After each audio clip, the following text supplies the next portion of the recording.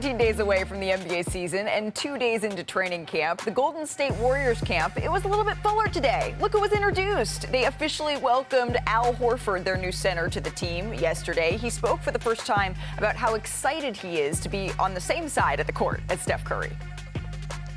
I'm excited just to, to be able to be on the floor with him and not have to chase him around and try to contest him and all that. So the fact that we're on the same side, it's something that it's special for me, and I'm really gonna try to take advantage and learn from him as much as I can. He sees the game in a very incredible way, and I'm just gonna follow suit and really lean on him and lean on Draymond to kind of show me the way.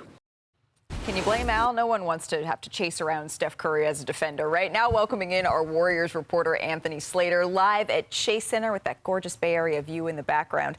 Slater, training camp, it was a little bit busier today. How are guys like Horford and Kuminga, he's back, right, acclimating to this team?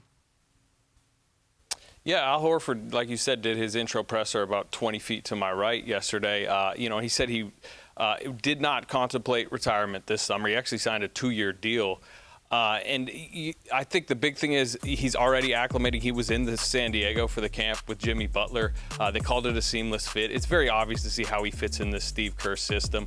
There's no concerns there. One of the interesting things about Al Horford and what Steve Kerr's talked about how he fits into every lineup, I think it's fair to say, Jonathan Kuminga's negotiations this summer were contentious, but one of the things that both sides agreed upon was signing Al Horford would hard cap them, to this mid-level, but even Kuminga side thought it was such a great signing because Al Horford, as a stretch center, as a 5 that can shoot the ball, is going to help every lineup, really including the lineups that have Jonathan Kuminga in it, because one of the issues for Kuminga has been a lack of space at times. And I think, this coaching staff, I know actually, is very interested to see lineups that have Horford and Kuminga in them.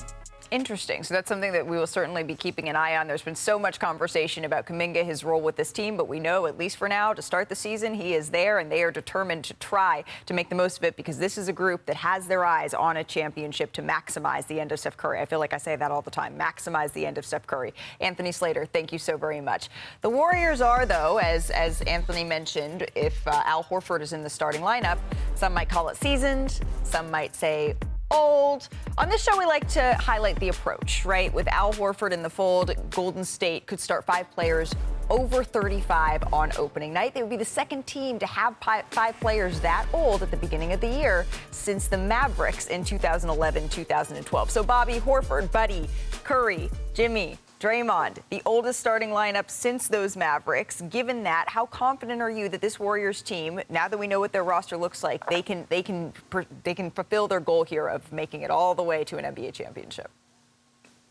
Well, first put me in the category of seasoned. It's not old. I am in the camp of being seasoned here. I think, Malika, look, when you have Stephen Curry on the court, anytime you have a chance, I think we have to look at what the body of work in the second half of the season was. Last year when they made that Jimmy Butler trade, how good this team was. We don't know where they would have gone in the playoffs if Curry had stayed healthy. Could they have beaten Minnesota? And when you look at the off-season additions, you basically you add Al Horford, you lose Kevon Looney, you bring in Seth Curry, and you also bring back D'Anthony Melton and Jonathan Kuminga. So your bench, of course, gets better. So they've got a chance. Are they in Oklahoma City territory? No, but they're in the mix with the rest of the teams in the Western Conference. Whenever you have Steph Curry on your roster, you are always in the mix. And now it's just about putting that 23-8 that we saw down the stretch of the season since they traded for Jimmy Butler, putting that record out, extrapolating it over the course of the season. The biggest thing for them is going to be, can they stay healthy? It's so important for a seasoned squad.